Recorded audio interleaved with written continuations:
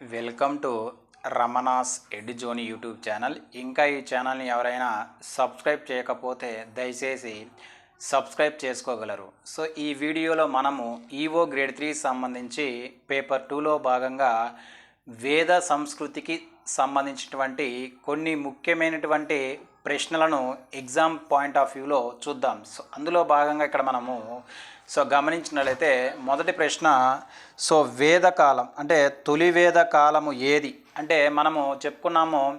ఇక్కడ వేద సంస్కృతి అనేది రెండు కాలాలు విభజించడం జరిగింది. ఒకటి ఏంటంటే తొలి వేద కాలం, అదేవిధంగా మలివేద కాలం. అంటే ఇక్కడ మనం బాగా గుర్తుపెట్టుకోవాల్సిన విషయం ఏంటంటే ఇక్కడ తొలి వేద కాలం ఏంటంటే క్రీస్తు పూర్వము 1500 సంవత్సరాల నుంచి క్రీస్తు పూర్వం 1000 సంవత్సరాల మధ్య ఉన్నటువంటి కాలాన్ని మనం ఏమన్నామంటే తొలి వేద కాలము అన్నామని గుర్తుపెట్టుకోవాల్సిన అవసరం ఇక్కడ ఎంతైనా ఉంది. ఈ తొలి వేద కాలానికే మరొక పేరు ఏంటంటే ఋగ్వేద కాలం అని గుర్తుపెట్టుకోవాల్సినటువంటి అవసరం ఇక్కడ ఎంతైనా ఉన్నది. నెక్స్ట్ క్వశ్చన్ గమనించినట్లయితే మలివేద కాలాన్ని దేనిగా పరిగణిస్తారు అంటే మలివేద కాలాన్ని మనం గమనించినట్లయితే క్రీస్తు పూర్వం 1000 సంవత్సరాల నుంచి క్రీస్తు పూర్వం 1000 సంవత్సరాల నుంచి 600 సంవత్సరాలకు మధ్య గల కాలాన్ని మనం ఏమంటామంటే మలివేద కాలం అంటానికి గుర్తుపెట్టుకోవాల్సినటువంటి అవసరం ఇక్కడ అంతే. అంటే ఇక్కడ వేద సంస్కృతిని రెండు రకాలుగా విభజించారు కాలాన్ని బట్టి. ఒకటి ఏంటంటే తొలి వేద కాలము, అదేవిధంగా మలివేద కాలము. మొత్తం వేద సంస్కృతి అనేది క్రీస్తు పూర్వము 1500 సంవత్సరాల నుంచి 600 సంవత్సరాల మధ్య ఉన్నట్లుగా మనం ఎగ్జామినేషన్ పాయింట్ ఆఫ్ వ్యూలో గుర్తుపెట్టుకోవాల్సినటువంటి అవసరం ఇక్కడ అంతైనా ఉన్నది. నెక్స్ట్ క్వశ్చన్ కానీ గమనించినట్లయితే తొలి వేద కాలంలో గోవులు గడ్డి భూములు కొరకు జరిగే యుద్ధాలను ఏమంటారు? మనం చెప్పుకున్నాం ఇక్కడ తొలివేద కాలంలో యుద్ధాలు వేడి కోసం జరిగాయంటే గోవులు మరియు గడ్డి భూముల కోసం జరిగేవి. అటువంటి యుద్ధాలను మనం ఏమంటామంటే గవిస్తి అంటాం. చాలా చాలా ఇంపార్టెంట్. ఇక్కడ మనకు తొలివేద కాలంలో యుద్ధాలు అనేది వేడి కోసం జరుగుతాయంటే గడ్డి భూములు, అదేవిధంగా అదేవిధంగా గోవుల కోసం జరిగేవి. అటువంటి యుద్ధాలను మనం ఏమంటామంటే గవస్తి అంటాం. చాలా చాలా ఇంపార్టెంట్ అండి గవస్తి. గవస్తి అని గుర్తుపెట్టుకోవాల్సిన అవసరం ఇక్కడ అంతా ఉంది. అదేవిధంగా ఇక్కడ తొలివేద కాలంలో అతి పెద్ద యుద్ధంగా దేన్ని పరిగణిస్తారు అంటే తొలివేద కాలంలో ఒక యుద్ధాన్ని అతి పెద్ద యుద్ధంగా పరిగణిస్తారు. ఆ యుద్ధం ఏంటిదో మనకు దశరాజ గణ యుద్ధం. చాలా చాలా ఇంపార్టెంట్ అండి. ఇక్కడ దశరాజ గణ యుద్ధము ఏ వేద కాలంలో మెన్షన్ చేయబడినటువంటి అతి పెద్ద యుద్ధం అంటే తొలివేద కాలం అని గుర్తుపెట్టుకోవాలి. ఈ తొలివేద కాలం యొక్క టైం పీరియడ్ ఎంత అని చెప్పుకున్నాం మనం. క్రీస్తు పూర్వము 1500 సంవత్సరాల నుంచి క్రీస్తు పూర్వం 1000 సంవత్సరాల మధ్య ఉంటున్నట్టుగా మనం ఎగ్జామినేషన్ పాయింట్ ఆఫ్ వ్యూలో గుర్తుపెట్టుకోవాల్సినటువంటి అవసరం ఇక్కడ అంతైనా ఉంది. నెక్స్ట్ క్వశ్చన్ కనుక గమనించినట్లయితే దశరాజ గణ యుద్ధం. దశరాజ గణ యుద్ధము క్రీస్తు పూర్వము 1000లో అంటే క్రీస్తు పూర్వం 1000లో ఏ నది ఒడ్డున జరిగింది? ఇక్కడ మనం ఇప్పుడే చెప్పుకున్నాము. ఇక్కడ దశరాజ గణ యుద్ధం అనేది ఎప్పుడు జరిగిందంటే మనకు క్రీస్తు పూర్వం 1000వ సంవత్సరం జరిగినట్లు గుర్తుపెట్టుకోవాలి. ఈ ఏ నది ఒడ్డున జరిగిందంటే రావి నది ఒడ్డున జరిగినట్లు మనం గుర్తుపెట్టుకోవాలి. అంటే ఇక్కడ మనకు దశరాజ గణ యుద్ధము ఏ నది ఒడ్డున జరిగిందంటే రావి నది ఒడ్డున గుర్తుపెట్టుకోవాలి. ఈ రావి నదిని మనం ఏమంటామంటే పరుషిణి నది అంటాం. అంటే ఇక్కడ మనము వేదంలో వేదాలలో మనకు పరుషిణి నది అనగా ఏంటంటే రావి నది అని గుర్తుపెట్టుకోవాల్సిన అవసరం ఇక్కడ అంతా ఉంది. ఈ రావి నది ఒడ్డునే మనకు దశరాజ గణ యుద్ధం జరిగినట్లు మనం ఎగ్జామినేషన్ పాయింట్ ఆఫ్ వ్యూలో గుర్తుపెట్టుకోవాల్సినటువంటి అవసరం ఇక్కడ ఎంతైనా ఉన్నది. నెక్స్ట్ క్వశ్చన్ గమనించినట్లయితే ఇక్కడ భరత వంశానికి చెందినటువంటి సుధాముడు, అదేవిధంగా పురువంశానికి చెందినటువంటి పురుకచ్చ మధ్య జరిగిన యుద్ధం ఏంటిది అంటే మనం చెప్పుకున్నాము. ఈ దశరాజ గణ యుద్ధం ఎవరి మధ్య జరిగిందంటే రెండు వంశాల మధ్య జరిగినట్లు గుర్తుపెట్టుకోవాలి. ఒకటి భరత వంశం, నెక్స్ట్ వచ్చేసరికి పురువంశంగా గుర్తుపెట్టుకోవాలి. భరత వంశంలో ఉన్నటువంటి సుధాముడికి, అదేవిధంగా పురువంశానికి చెందినటువంటి పురుకచ్చకు మధ్య జరిగినటువంటి యుద్ధమే ఈ దశరాజ గణ యుద్ధం అని గుర్తుపెట్టుకోవాల్సిన అవసరం ఇక్కడ ఎంతైనా ఉంది. ఈ దశరాజ గణ యుద్ధము ఏ నది ఒడ్డున జరిగిందా అంటే రావి నది ఒడ్డున గుర్తుపెట్టుకోవాల్సినటువంటి అవసరం ఇక్కడ ఎంతైనా ఉన్నది.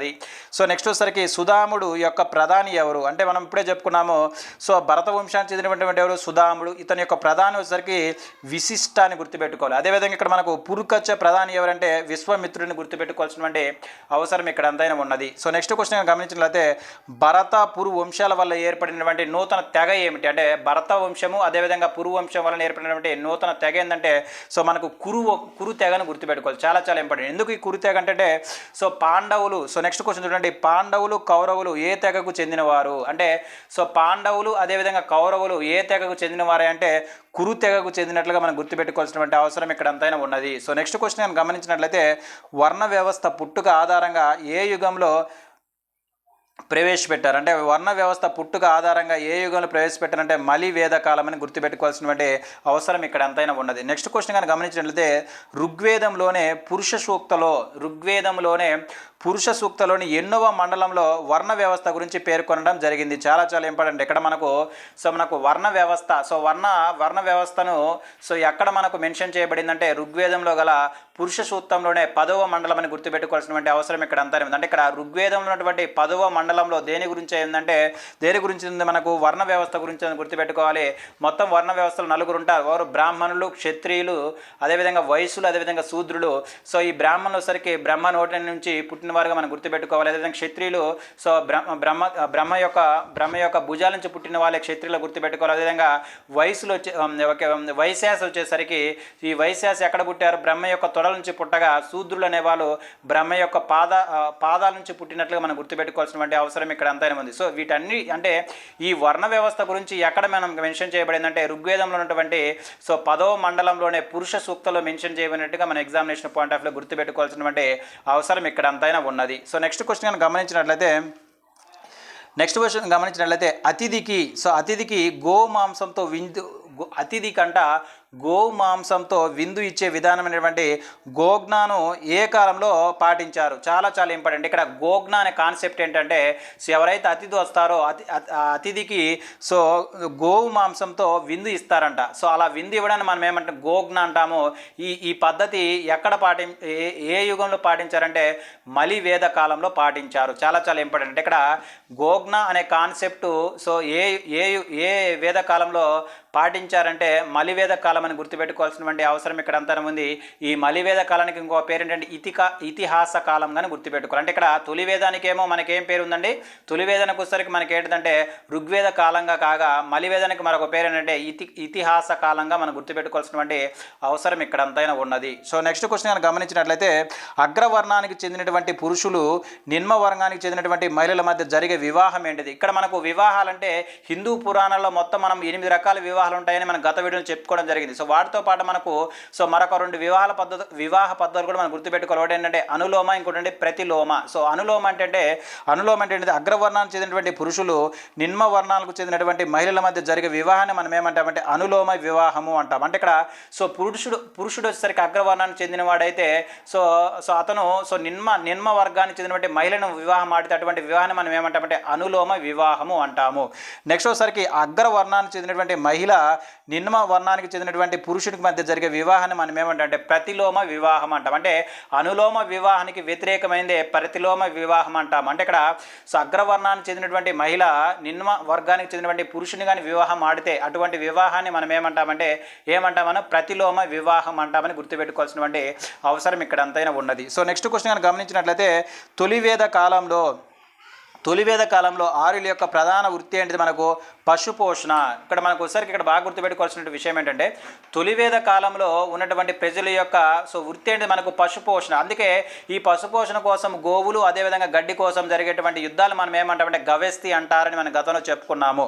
సో నెక్స్ట్ కానీ మలివేద కాలంలో ఆర్యుల ప్రధాన వృత్తి ఏమిటి? సో మలివేద కాలంలో ప్రధాన వృత్తి ఏంటి? వ్యవసాయం. అంటే తొలివేద కాలంలో ప్రధాన వృత్తి ఏంటి? మనకు పశుపోషణ. అదేవిధంగా మలివేద కాలంలో సో ప్రజల యొక్క ప్రధాన వృత్తి ఏంటంటే వ్యవసాయంగా మనం గుర్తుపెట్టుకోవాల్సినటువంటి అవసరం ఇక్కడ ఎంతైనా ఉన్నది. సో నెక్స్ట్ ప్రశ్న గమనించినట్లయితే ఇనుము ఎప్పుడు కనుగొనబడింది? సో ఇదే మనకు చాలా చాలా ఇంపార్టెంట్. అంటే ఇక్కడ సో ఏ వేద కాలంలో మనకు ఇనుము కనుగొనబడిందంటే ఏ వేద కాలంలో మలివేద కాలం అని గుర్తుపెట్టుకోవాల్సినటువంటి అవసరం ఇక్కడ అంతైనా ఉన్నది. సో నెక్స్ట్ క్వశ్చన్ కానీ మనం గమనించినట్లయితే సో నెక్స్ట్ క్వశ్చన్ ఏంటిది? ఇక్కడ మహిళల సమస్యలకు సంబంధించినటువంటి సలహాలు ఇచ్చేది ఏంటిది? ఇక్కడ మనం చెప్పుకున్నాం. ఇక్కడ ఇక్కడ మనకు వేదకాలంలో వేదకాలంలో సభ, సమితి, అదేవిధంగా గణ, అదేవిధంగా విధాత అనే సభలు ఉంటాయండి. అందులో భాగంగా ఇక్కడ మహిళల సమస్యకు సంబంధించినటువంటి సలహాలు ఇచ్చేది అంటే విధాత అని గుర్తుపెట్టుకోవాలి. చాలా చాలా ఇంపార్టెంట్. ఇక్కడ మనకు మహిళలకు సంబంధించినటువంటి సమస్యల గురించి డిస్కస్ చేసుకున్నటువంటి సభ ఏంటంటే విధాత అని మనం గుర్తుపెట్టుకోవాల్సినటువంటి అవసరం ఇక్కడ అంతానే ఉంది. అదేవిధంగా ఈ మహిళలు, నెక్స్ట్ క్వశ్చన్, మహిళలు ఏ మండలాల్లో పాల్గొనేవారు? మహిళలు ఏ మండలాల్లో పాల్గొంటారు? ఖచ్చితంగా మనం చెప్పుకున్నాం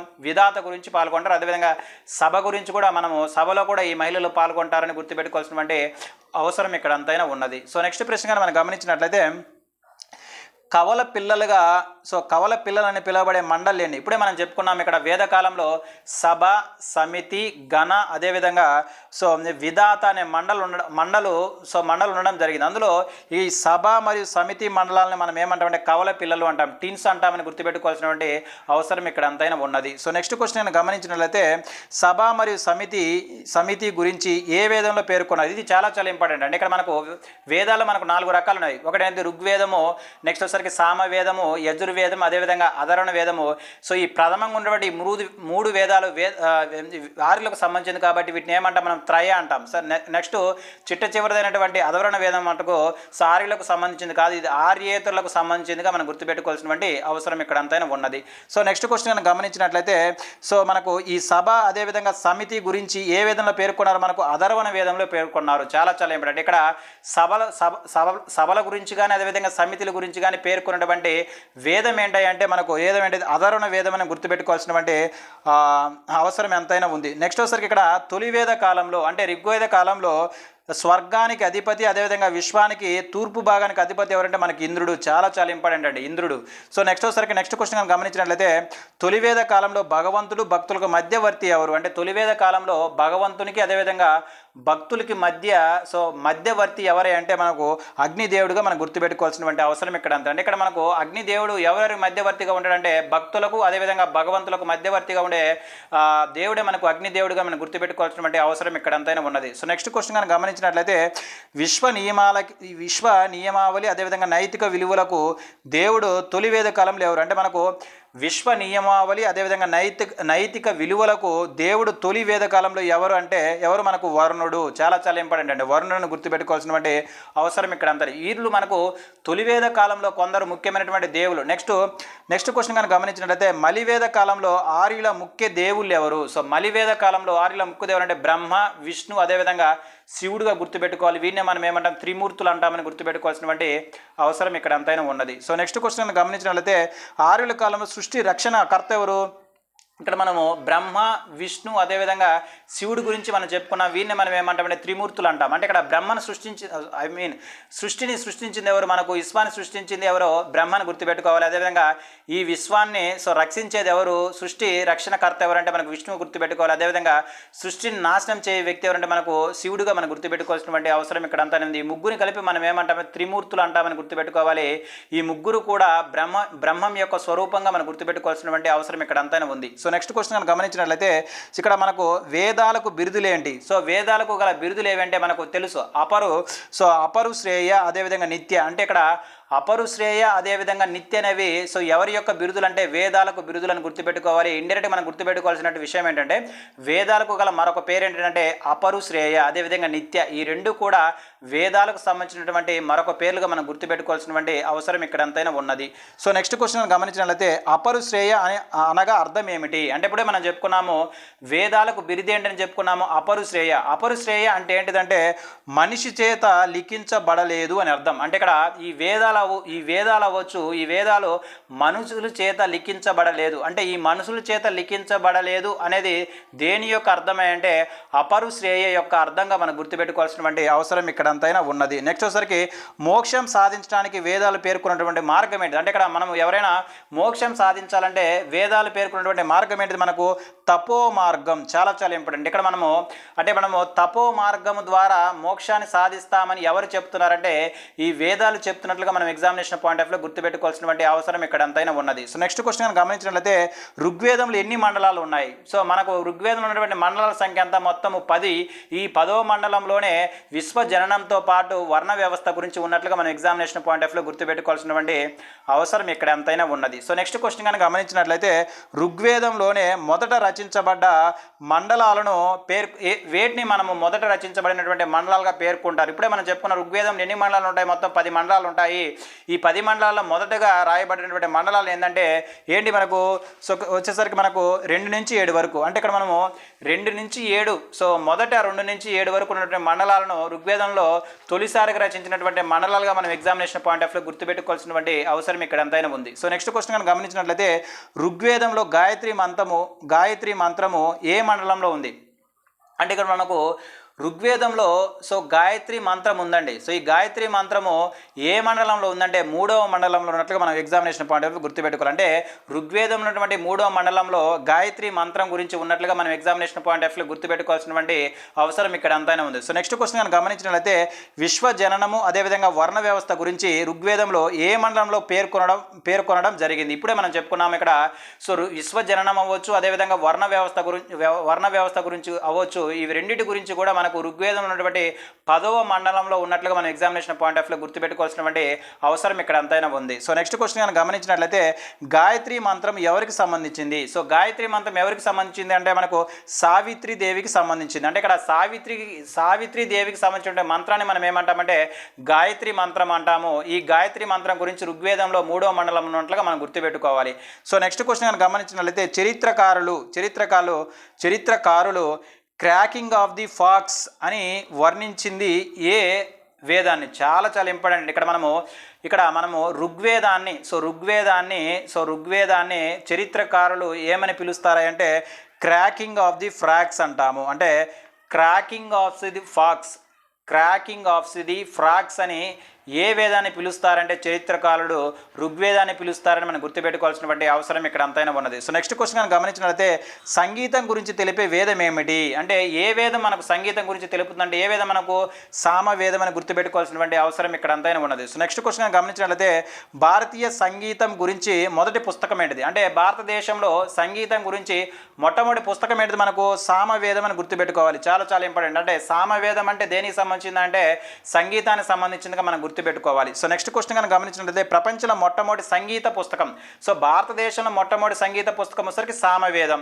అదేవిధంగా ప్రపంచంలోని మొట్టమొదటి సంగీత పుస్తకం వచ్చరికి ఏంటి? మనకు జెండా వ్యవస్థ. చాలా ఇంపార్టెంట్. అంటే ఈ జెండా వ్యవస్థ అనేది ఎవరికి ప్రముఖ గ్రంథం అంటే జుడాయిజం అనే మతానికి, అంటే జుడాయిజం అనే మతానికి చెందినటువంటి జెండా అవస్థ అనే బుక్ ప్రపంచంలో మొట్టమొదటిసారిగా సంగీతానికి సంబంధించిందిగా మనం గుర్తుపెట్టుకోవాల్సినటువంటి అవసరం ఇక్కడ అంతైనా ఉన్నది. సో నెక్స్ట్ క్వశ్చన్ కానీ మనం గమనించినట్లయితే యజ్ఞ యాగాదులు అదేవిధంగా కర్మకాండాల గురించి తెలియజేసే వేదం ఏమిటి? అంటే మనకు ఏ వేదంలో యజ్ఞాల గురించి అదేవిధంగా కర్మకాండాల గురించి అదేవిధంగా యాగాల గురించి మనకు తెలుపుతున్నటువంటి వేదం ఏంటంటే మనకు యజుర్వేదం అని గుర్తుపెట్టుకోవాలి. చాలా ఇంపార్టెంట్ అండి. యజుర్వేదము సో వేడి గురించి మనకు తెలియజేస్తుంది. సో యజ్ఞ యాగాల గురించి తెలియజేస్తుంది. అదేవిధంగా కర్మకాండాల గురించి కూడా మనం తెలియజేస్తున్నట్లుగా మనము గుర్తుపెట్టుకోవాల్సినటువంటి అవసరం ఇక్కడ అంతైనా ఉంది. సో నెక్స్ట్ క్వశ్చన్ మనం గమనించినట్లయితే పద్య అదేవిధంగా గద్య రూపంలో రచించబడినటువంటి వేదం ఏంటిది? అంటే పద్యము అదేవిధంగా గద్య రూపంలో రచించబడినటువంటి వేదం ఏమిటి? మనకు చాలా ఇంపార్టెంట్. ఆ వేదమే యజుర్వేదము. అంటే ఈ యజుర్వేదం అనేది పద్య రూపంలో ఉంటుంది, అదేవిధంగా గద్య రూపంలో ఉంటుందని కూడా మనం గుర్తుపెట్టుకోవాల్సినటువంటి అవసరం ఇక్కడ అంతైనా ఉంది. సో నెక్స్ట్ వచ్చేసరికి మనకి ఇక్కడ శుక్ల యజుర్వేదం ఏ రూపంలో ఉంటుంది? అంటే ఇప్పుడే మనం చెప్పుకున్నాము. సో యజుర్వేదం అనేది 2 రకాలుగా ఉంటుందండి. ఒకటి ఏంటంటే పద్య రూపంలో ఉంటుంది, అదేవిధంగా గద్య రూపంలో ఉంటుంది. ఈ పద్య రూపంలో ఉన్నటువంటి యజుర్వేదాన్ని మనం ఏమంటామంటే శుక్ల యజుర్వేదము అంటాం. అదేవిధంగా గద్య రూపంలో ఉన్నటువంటి యజుర్వేదాన్ని ఏమంటామంటే మనకు కృష్ణ యజుర్వేదం అని అంటారు. అంటే ఈ విధంగా మనకు యజుర్వేదం 2 రకాలుగా విభజించబడింది. ఒకటోసరికి ఏంటంటే కృష్ణ యజుర్వేదం, అదేవిధంగా శుక్ల యజుర్వేదంగా గుర్తుపెట్టుకోవాలి. ఈ కృష్ణ యజుర్వేదం అనేది గద్య రూపంలో ఉండగా శుక్ల యజుర్వేదం అనేది ఏ రూపంలో ఉంటుంది? పద్య రూపంలో ఉంటున్నట్టుగా మనం ఎగ్జామినేషన్ పాయింట్ ఆఫ్ వ్యూలో గుర్తుపెట్టుకోవాల్సినటువంటి అవసరం ఇక్కడ అంతైనా ఉంది. సో నెక్స్ట్ ప్రశ్నలను గమనించినట్లయితే యజుర్వేద మంత్రాలను పఠించే వారిని ఏమని పిలుస్తారు? చాలా ఇంపార్టెంట్ అండి. మనం గతంలో వీడియో చెప్పుకున్నాం. అంటే ఋగ్వేదంలో మంత్రాలను పఠించేవాడిని మనం ఏమంటాము? సో మనం ఏమంటామంటే హోత్రి అంటాం. చాలా చాలా ఇంపార్టెంట్. అదేవిధంగా యజుర్వేదంలో మంత్రాలను పఠించేవాడిని మనం ఏమంటే అదార్వము అంటామని గుర్తుపెట్టుకోవాల్సినటువంటి అవసరం ఇక్కడ ఎంతైనా ఉంది. సో నెక్స్ట్గానే సో అధర్వణ వేదాన్ని మంత్రాలను పఠించేవాడిని మనం ఏమంటాము? బ్రాహ్మణ అంటాం. చాలా చాలా ఇంపార్టెంట్ అండి మనకు. సో బ్రాహ్మణ అంటే ఏంటంటే ఎవరైతే మనకు అధర్వణ వేదంలో మంత్రాలను పఠిస్తారో వాళ్ళని మనం ఏమంటామంటే సో బ్రాహ్మణ అంటాం. అదేవిధంగా సో నెక్స్ట్ వచ్చేసరికి అధర్వములు అంటే ఎవరైతే మనకు యజుర్వేదంలో ఉన్నటువంటి మంత్రాలను పఠిస్తారో వాళ్ళని మనం ఏమంటామంటే అధర్వములు అంటామని గుర్తుపెట్టుకోవాల్సినటువంటి అవసరం ఇక్కడ ఎంతైనా ఉంది. సో నెక్స్ట్ క్వశ్చన్ కనుక గమనించినట్లయితే సో వైద్యము అదేవిధంగా మంత్రతంత్రాల గురించి తెలిపే వేదం ఏంటిది? అంటే వైద్యం గురించి అదేవిధంగా మంత్రతంత్రాల గురించి తెలియజేసే వేదమే మనకు చిట్ట చివరి వేదం అయినటువంటి అధర్వణ వేదంగా మనం గుర్తుపెట్టుకోవాల్సినటువంటి అవసరం ఇక్కడ ఎంతైనా ఉన్నది. సో నెక్స్ట్ క్వశ్చన్ కనుక గమనించినట్లయితే ఆర్యేతరులు రచించినదిగా ఏ వేదాన్ని మనం పరిగణిస్తారు? అంటే ఇప్పుడే మనం చెప్పుకున్నాము ఋగ్వేదము, సామవేదం అదేవిధంగా యజుర్వేదం, ఈ 3 వేదాలు కూడా ఎవరు రచించారు? ఆర్యులు రచించారు. అందుకని వీటిని ఏమంటాం? మనం త్రయీ అంటాం. అదేవిధంగా ఆర్యేతరులకు సంబంధించినటువంటి వేదంగా దేన్ని మనం పిలుస్తామంటే మనము చిట్ట చివరి వేదం ఉన్నటువంటి అధర్వణ వేదంగా మనం పిలుస్తామని గుర్తుపెట్టుకోవాల్సినటువంటి అవసరం ఇక్కడ అంతైనా ఉన్నది. నెక్స్ట్ క్వశ్చన్ గమనించినట్లయితే సతీ సహగమన గురించి మొదటిసారిగా ఏ వేదంలో పేర్కొన్నారు? చాలా చాలా ఇంపార్టెంట్ అండి. సతీ సహగమన గురించి సో మొట్టమొదటిసారిగా ఏ వేదంలో మనం పేర్కొన్నారంటే ఏ వేదంలో మనకు అధర్వణ వేదం అని గుర్తుపెట్టుకోవాల్సినటువంటి అవసరం ఇక్కడ అంతైనా ఉంది. సో నెక్స్ట్ క్వశ్చన్ కానీ మనం గమనించినట్లయితే నెక్స్ట్ ఏంటిది? మొత్తం ఉపనిషత్తులు ఎన్ని? సో మొత్తం ఉపనిషత్తులు ఎన్ని? మనకు 108. సో 108 అని గుర్తుపెట్టుకోవాల్సినటువంటి అవసరం ఇక్కడ అంతైనా ఉంది. సో నెక్స్ట్ క్వశ్చన్ గమనించినట్లయితే గురువుల పాదాల వద్ద కూర్చొని జ్ఞానాన్ని పొందడాన్ని మనం ఏమంటారు? గురువుల దగ్గర కూర్చొని జ్ఞానాన్ని పొందడాన్ని మనం ఏమంటామంటే ఉపనిషత్తు అంటాం. అంటే ఉపనిషత్తు యొక్క మీనింగ్ ఏంటిది మనకంటే సో మనకు గురువు పాదాల వద్ద కూర్చొని జ్ఞానాన్ని పొందడాన్ని మనం ఏమంటామంటే ఉపనిషత్తు అంటామని గుర్తుపెట్టుకోవాల్సినటువంటి అవసరం ఇక్కడ అంతైనా ఉన్నది. సో నెక్స్ట్ క్వశ్చన్ కనుక గమనించినట్లయితే హిందూ మత తత్వానికి పుస్తకాలు ఏంటివి? అంటే ఇక్కడ మనకు హిందూ మత తత్వానికి పుస్తకాలు ఏంటిది? మనకు ఉపనిషత్తులను మనం గుర్తుపెట్టుకోవాల్సినటువంటి అవసరం ఇక్కడ అంతైనా ఉంది. సో నెక్స్ట్ వచ్చేసరికి మోక్షానికి ఉపనిషత్తులు ఏ మార్గాన్ని పేర్కొన్నాయి? చాలా చాలా ఇంపార్టెంట్. అంటే ఇక్కడ మనకు సో వేదాలలో మన మోక్షాన్ని సాధించడానికి తెలిపినటువంటి మార్గం ఏంటి? మనకు తపో మార్గం. ఏవి? వేదాలకు వచ్చేసరికి. అదేవిధంగా ఉపనిషత్తులకు వచ్చేసరికి మోక్షాన్ని పొందడానికి సో పేర్కొన్నటువంటి మార్గం వచ్చేసరికి జ్ఞాన మార్గము. అంటే జ్ఞాన మార్గము ద్వారా మనం మోక్షాన్ని పొందుతామని చెప్పిందేమో మనకు ఉపనిషత్తులను గుర్తుపెట్టుకోవాలి. అదేవిధంగా తపో మార్గము ద్వారా మనము మోక్షాన్ని పొందుతామని చెప్పినటువంటివి ఏంటి అంటే వేదాలుగా మనం గుర్తుపెట్టుకోవాల్సినటువంటి అవసరం ఇక్కడ అంతైనా ఉన్నది. సో నెక్స్ట్ క్వశ్చన్ గమనించినట్లయితే పద్య రూపంలో ఉన్నటువంటి వేదాలను గద్య రూపంలో విశ్లేషించేవేవి? అంటే మనకు ఇక్కడ జనరల్గా మనం గమనించినట్లయితే ఉపనిషత్తులు ఎలా ఉంటాయి? పద్య రూపంలో ఉంటాయి. అయితే ఇక్కడ పద్య రూపంలో ఉన్నటువంటి వేదాలను ఇక్కడ వేదాలను ఏ రూపంలో ఉంటాయి? పద్య రూపంలో ఉంటాయి. ఇలా పద్య రూపంలో ఉన్నటువంటి వేదాలను సో గద్య రూపంలో విశ్లేషించేవి మనకు బ్రాహ్మణాలను గుర్తుపెట్టుకోవాల్సినటువంటి అవసరం ఇక్కడ అంతైనా ఉన్నది. నెక్స్ట్ వచ్చేసరికి యజుర్వేదం గురించి పేర్కొన్నటువంటి బ్రాహ్మణం. ఇట మనము యజుర్వేదం గురించి తెలుపుతున్నటువంటి బ్రాహ్మణం వచ్చేసరికి మనకేంటి? శతపథ బ్రాహ్మణంగా మనం గుర్తుపెట్టుకోవాల్సినటువంటి అవసరం ఇక్కడ అంతైనా ఉంది. నెక్స్ట్ వచ్చేసరికి ఇక్కడ అధర్వణ వేదం గురించి పేర్కొన్నటువంటి బ్రాహ్మణం ఏంటి? మనకు గోపద. చాలా చాలా ఇంపార్టెంట్. ఇక్కడ మనకు యజుర్వేదాన్ని గురించి తెలియజేసినటువంటి బ్రాహ్మణమే మనకు శతపథ బ్రాహ్మణం కాగా అధర్వణ వేదాన్ని గురించి మనకు తెలుపుతున్నటువంటి బ్రాహ్మణం మనకేంటి? గోపద బ్రాహ్మణంగా మనం గుర్తుపెట్టుకోవాల్సినటువంటి అవసరం ఇక్కడ అంతనే ఉంది. అదేవిధంగా ఇక్కడ అతి పురాతనమైనటువంటి బ్రాహ్మణాలను గమనించినట్లయితే సో ఈ క్రింది వాటిలో ఏవి అతి పురాతనమైనటువంటి బ్రాహ్మణాలు అంటే ఒకటేంటి మనకు సో బృహదారణ్యక. సో ఒకటేంటంటే బృహదారణ్యక, రెండోసరికి చాందోగ్య. సో చాందోగ్య అదేవిధంగా సో బృహదారణ్యక, ఇవి రెండు కూడా అతి ప్రాచీనమైనటువంటి బ్రాహ్మణాలుగా మనం గుర్తుపెట్టుకోవాల్సినటువంటి అవసరం ఇక్కడ ఎంతైనా ఉన్నది. సో నెక్స్ట్ క్వశ్చన్ గమనించినట్లయితే వేదాలపై వ్యాఖ్యలు చేసేవేంటివి? ఇక్కడ మనము వేదాలపై వ్యాఖ్యలు చేసేవి ఏంటంటే ఉపవేదాలు. చాలా చాలా ఇంపార్టెంట్. ఉపవేదాలు. మొత్తం ఉపవేదాల సంఖ్య అంతా మనకు వేదాలు ఎన్నైతే ఉన్నాయో ఉపవేదాలు కూడా అన్నీ ఉన్నాయని మనం గుర్తుపెట్టుకోవాల్సినటువంటి అవసరం ఇక్కడ అంతనే ఉంది. మొత్తం ఉపవేదాల సంఖ్య అంతా మనకు 4 అండి.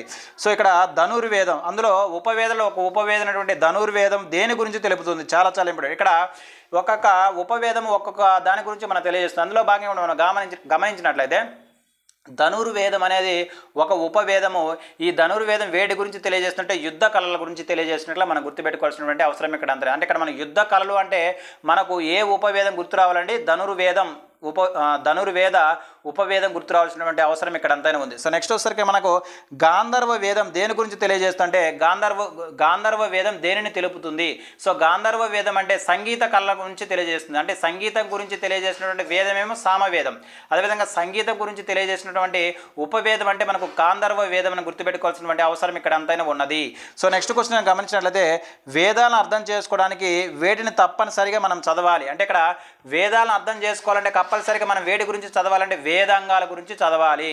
సో మొత్తం వేదాంగాల సంఖ్య అంతా మనకు 6. సో అంటే ఇక్కడ మనం గుర్తుపెట్టుకోవాల్సిన విషయం ఏంటంటే సో వేదాలు వచ్చేసరికి మనకు 4, ఉపవేదాలు వచ్చేసరికి 4, అదేవిధంగా ఉపనిషత్తులు వచ్చేసరికి 108 అని గుర్తుపెట్టుకోవాలి. అదేవిధంగా వేద అంగాలు వచ్చేసరికి మొత్తం 6 ఉన్నట్లుగా మనం గుర్తుపెట్టుకోవాల్సినటువంటి అవసరం ఇక్కడ అంతైనా ఉన్నది. నెక్స్ట్ వచ్చేసరికి ఇక్కడ కల్ప అనే వేదాంగం దేని గురించి తెలుపుతుంది? ఇప్పుడు మనం చెప్పుకున్నాం వేదాంగాలు మొత్తం ఎన్ని?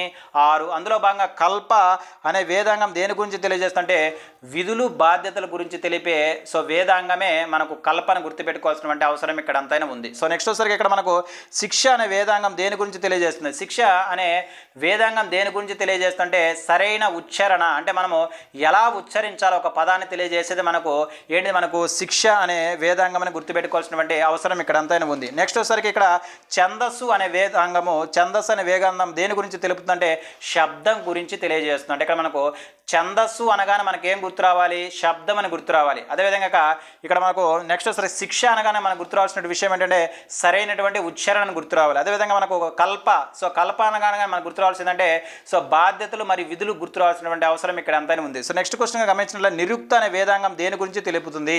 సో నిరుక్త అనే వేదాంగం దేని గురించి తెలియజేస్తుంటే కష్టమైన పదాలకు అర్థం గురించి తెలుపుతుంది. అంటే మనకు ఏవైతే కష్టమైన పదార్థాల అర్థం గురించి మనకు తెలియజేసే వేదాంగమే మనకు నిరుక్త అని గుర్తుపెట్టుకోవాలి. అంటే ఇక్కడ మనకు నిరుక్త అనేది దేనికి సంబంధించినటువంటి వేదాంగము అంటే సో కష్టమైన పదాలకు అర్థం అని గుర్తుపెట్టుకోవాల్సినటువంటి అవసరం ఇక్కడ అంతైనా ఉంది. సో నెక్స్ట్ మనం బాగా గుర్తుపెట్టుకోవాల్సిన విషయం ఏంటంటే ఇక్కడ మనం బాగా గుర్తుపెట్టుకోవాల్సిన విషయం ఏంటంటే మనకు బ్రహ్మచర్య, అదేవిధంగా గృహస్థ, అదేవిధంగా నెక్స్ట్ వానప్రస్థ, అదేవిధంగా సన్యాస అనేవి ఏంటంటే చతురాశ్రమ ధర్మాలు. చాలా ఇంపార్టెంట్. మనకి ఇది సిలబస్లో మెన్షన్ చేయబడడం జరిగింది. చతురాశ్రమ ధర్మాలు మొత్తం ఎన్ని? 4 అండి. ఒకటి ఏంటిది మనకు బ్రహ్మచర్య, రెండోసరికి గృహస్థ, నాలుగోసరికి వానప్రస్థ, సో మూడోసరికి వానప్రస్థ, నాలుగోసరికి సన్యాసి. సో వీటన్నిటి గురించి అంటే ఈ చతుర్వర్ణ ఆశ్రమాల గురించి మనకు తెలుపుతున్నటువంటి ఉపనిషత్తు ఒకటి ఉంది. అది చాలా ఇంపార్టెంట్. ఆ ఉపనిషత్తు మనకేంది? జబాల ఉపనిషత్తు. చాలా ఇంపార్టెంట్. అంటే ఇక్కడ జబాల ఉపనిషత్తులో చతుర్వర్ణ చతుర్వర్ణ ఆశ్రమాల గురించి మనకు ఉన్నట్లుగా మన ఎగ్జామినేషన్ పాయింట్ ఆఫ్ వ్యూలో మనం అందరం కూడా గుర్తుపెట్టుకోవాల్సినటువంటి అవసరం ఇక్కడ అంతా ఉంది. జబాల ఉపనిషత్తు అని గుర్తుపెట్టుకోవాలి. సో నెక్స్ట్ ఒకే తరగతిలోని ప్రజల మధ్య జరిగే వివాహాన్ని మనం ఏమంటాము? బ్రహ్మ వివాహము అంటాం. ఇక్కడ మనం బాగా గుర్తుపెట్టుకోవాల్సిన విషయం ఏంటంటే సో వివాహాల రకాల గురించి మనం చెప్పుకున్నామండి. ఈ వివాహాల రకాలు మొత్తం 8 రకాలు. అందులో భాగంగా మొదటిది ఏంటి? బ్రహ్మ వివాహం. అంటే ఒకే తరగతి లేదా ఒకే కులము లేదా ఒకే క్యాస్ట్కు సంబంధించినటువంటి సో జాతుల మధ్య జరిగే వివాహాన్ని మనం ఏమంటే బ్రహ్మ వివాహం అంటామని గుర్తుపెట్టుకోవాలి. సో నెక్స్ట్ ఏంటిది? ఇక్కడ సో పూజ చేసినటువంటి పురోహితునికి రుసుముగా యజమాని తన కూతుర్ని వివాహం చేయడాన్ని ఏ వివాహంగా అంటాము? ఏ వివాహం అంటాం? అంటే మనం చెప్పుకున్నాం ఇక్కడ మనము సో పూజ చేసినటువంటి పూజారికి యజమాని రుసుముగా తన కుమారుని ఇచ్చి వివాహం చేస్తే అటువంటి వివాహాన్ని మనం ఏమంటామంటే దైవ వివాహము అంటాము. నెక్స్ట్ వచ్చేసరికి కట్నం లేకుండా చేసుకున్న వివాహాన్ని మనం ఏమంటామంటే సో ప్రజాపాత్య వివాహము అంటామని గుర్తుపెట్టుకోవాల్సినటువంటి అవసరం ఇక్కడ అంతా. సో నెక్స్ట్ వచ్చేసరికి కట్నంగా గోవునిచ్చే వివాహం. అంటే ఇక్కడ కట్నంగా గోవునిచ్చే వివాహాన్ని మనం ఏమంటాము? అర్సా అంటాం. అర్సా వివాహం అంటే అర్సా వివాహంలో కట్నంగా ఎవరిని ఇస్తారంటే గోవుని ఇస్తారని గుర్తుపెట్టుకోవాలి. సో నెక్స్ట్ క్వశ్చన్ గమనించినట్లయితే కన్యాశుల్కం చెల్లించి చేసుకునే వివాహాన్ని మనం ఏమంటాం? అసుర వివాహము అంటాం. అంటే ఇక్కడ మనం బాగా గుర్తుపెట్టుకోవాల్సిన విషయం ఏంటంటే అసుర వివాహంలో కన్యాశుల్కం చెల్లించి వివాహం చేసుకుంటారని మనం గుర్తుపెట్టుకోవాల్సినటువంటి అవసరం ఇక్కడ అంతైనా ఉంది. సో నెక్స్ట్ వివాహం ఏంటిది? మనకు ప్రేమ వివాహము. సో దీన్ని మనం ఏమంటామంటే గాంధర్వ వివాహము అంటాం. అంటే ప్రేమించి పెళ్లి చేసుకుంటే అటువంటి వివాహాన్ని మనం ఏమంటామంటే గాంధర్వ వివాహము అంటామని గుర్తుపెట్టుకోవాల్సినటువంటి అవసరం ఇక్కడ అంతైనా ఉంది. సో నెక్స్ట్ క్వశ్చన్ గమనించినట్లయితే ఎత్తుకొని పోయి చేసుకునేటువంటి వివాహం అంటే కిడ్నాప్ చేసి చేసుకునే వివాహాన్ని మనం ఏమంటాం? రాక్షస వివాహం వివాహము అంటామని గుర్తుపెట్టుకోవాల్సినటువంటి అవసరం ఇక్కడ అంతైనా ఉంది. సో నెక్స్ట్ వచ్చేసరికి నిద్రలో ఉన్నప్పుడు చేసుకున్న వివాహాన్ని మనం ఏమంటాం, పైశాచిక వివాహం అంటాం. సో ఈ వివాహాల గురించి కూడా, ఈ మొత్తం 8 రకాల వివాహాల గురించి కూడా మనము లాస్ట్ క్లాస్లో మనం చెప్పుకోవడం జరిగింది. సో నెక్స్ట్ క్వశ్చన్ కనుక గమనించినట్లయితే మొత్తం పురాణాలు ఎన్ని? సో మొత్తం ఎన్ని పురాణాలు? 18 పురాణాలను గుర్తుపెట్టుకోవాల్సిన అవసరం ఇక్కడ అంతానే ఉంది. సో ఇవి మొత్తం పురాణాలు ఎన్ని అంటే సో మొత్తం 18. నెక్స్ట్ క్వశ్చన్ గమనించిన రామాయణం రచించింది ఎవరు? వాల్మీకి అని గుర్తుపెట్టుకోవాల్సినటువంటి అవసరం ఇక్కడ అంతైనా ఉన్నది. సో నెక్స్ట్ క్వశ్చన్ గమనించినట్లయితే శ్రీరాముడు ఏ వంశానికి చెందినవాడు? సో సూర్యవంశానికి చెందినవాడు. ఈ సూర్యవంశానికి మనం ఏమంటామంటే రఘువంశము అంటాం. సో సూర్యవంశము రఘువంశమునికి చెందినటువంటి వాడే శ్రీరాముడుగా మనం గుర్తుపెట్టుకోవాల్సినటువంటి అవసరం ఇక్కడ అంతనే ఉంది. సో ఈ సూర్యవంశానికి రఘువంశానికి మరొక పేరు కూడా ఉన్నది ఇక్ష్వాకు వంశం. అంటే ఇక్ష్వాకు వంశం, రఘువంశం, సూర్యవంశానికి చెందినవాడు శ్రీరాముడు అని మనం గుర్తుపెట్టుకోవాల్సినటువంటి అవసరం ఇక్కడ అంతైనా ఉన్నది. సో నెక్స్ట్ క్వశ్చన్ గమనించినట్లయితే సో జయ సంహిత అదేవిధంగా శత సంహిత అని దేనికి పేరు? చాలా చాలా ఇంపార్టెంట్ ఇక్కడ మనకు. సో జయ సంహిత అదేవిధంగా శత సంహిత అనే పేరు గల సో అనేది సో దేనికి పేరు అంటే దేనికి మనకు మహాభారతానికి పేరు. చాలా చాలా ఇంపార్టెంట్. ఇక్కడ మహాభారతాన్ని మనం ఏమంటామంటే పంచమ వేదం అంటాం, అదేవిధంగా జయ సంహిత అంటాం, అదేవిధంగా శత సంహిత అంటాం. ఈ మూడు పేర్లు కూడా సో ఎవరికి మరొక పేరు అంటే మహాభారతానికి మరొక పేరుగా మనం గుర్తుపెట్టుకోవాల్సినటువంటి అవసరం ఇక్కడ అంతైనా ఉన్నది. సో నెక్స్ట్ క్వశ్చన్ కానీ మనం గమనించినట్లయితే భారతదేశంలో పంచవేదంగా దేని పిలుస్తారంటే ఇప్పుడే మనం చెప్పుకున్నాం. సో భారతదేశంలో పంచమ వేదంగా దేని పిలుస్తారంటే మహాభారతాన్ని పిలుస్తారని మనం గుర్తుపెట్టుకోవాలి. సో నెక్స్ట్ క్వశ్చన్ గమనించినట్లయితే తమిళుల పంచవేదం ఏది? అంటే తమిళుల పంచవేదం ఏంటిదంటే మనకు తిరుకురల్. సో తిరుకురల్ అనేది సో తమిళనాడు యొక్క తమిళుల యొక్క పంచమ వేదంగా మనం గుర్తుపెట్టుకుంటే తమిళుల యొక్క మహాభారతంగా దేని చెప్పుకుంటారు మనకు తిరుకురల్ అనేది గుర్తుపెట్టుకోవాల్సినటువంటి అవసరం ఇక్కడ అంతానే ఉంది. సో నెక్స్ట్ చాలా చాలా ఇంపార్టెంట్ అండి ఈ బిట్టు. సత్యమేవ జయతే అని ఏ ఉపనిషత్తులో ఉంది అంటే ఇక్కడ సత్యమేవ జయతే అనే పదము ఏ ఉపనిషత్తులో ఉందంటే ముండోకోపనిషత్తులో ఉన్నట్టుగా మనం గుర్తుపెట్టుకోవాల్సినటువంటి అవసరం ఇక్కడ అంతైనా ఉన్నది. సో నెక్స్ట్ క్వశ్చన్ గమనించినట్లయితే సో భారతదేశానికి తొలుతగా వచ్చినటువంటి విదేశీయులు ఎవరు? మనకు సో ఆర్యులను గుర్తుపెట్టుకోవాల్సినటువంటి అవసరం ఇక్కడ అంతైనా ఉన్నది. నెక్స్ట్ వచ్చేసరికి ఇక్కడ మనము మరొక పాయింట్ గుర్తుపెట్టుకోవాలి. సప్త సింధు ప్రాంతానికి గల మరొక పేరు ఏమిటి అంటే సప్త సింధు ప్రాంతానికి గల మరొక పేరు ఏంటిది? మనకు ఆర్యావర్తం అని గుర్తుపెట్టుకోవాల్సినటువంటి అవసరం ఇక్కడ అంతైనా ఉంది. సో నెక్స్ట్ వచ్చేసరికి ఇక్కడ విద్ అనే పదమునకు అర్థం ఏంటిది? ఓకే, విద్ అనే పదానికి అర్థం ఏంటిదంటే తెలుసుకొనుటని గుర్తుపెట్టుకోవాల్సినటువంటి అవసరం ఇక్కడ అంతైనా ఉంది. ఇవి మనకు ఈవో పేపర్ 2కు సంబంధించి వేద సంస్కృతిలో భాగంగా మనము నేర్చుకోవాల్సినటువంటి కొన్ని ముఖ్యమైనటువంటి ప్రశ్నలు నెక్స్ట్ వీడియోలో సో ఈ వేద సంస్కృతికి సంబంధించి మరికొన్ని ముఖ్యమైనటువంటి ప్రశ్నల గురించి తెలుసుకుందాం. Thank you.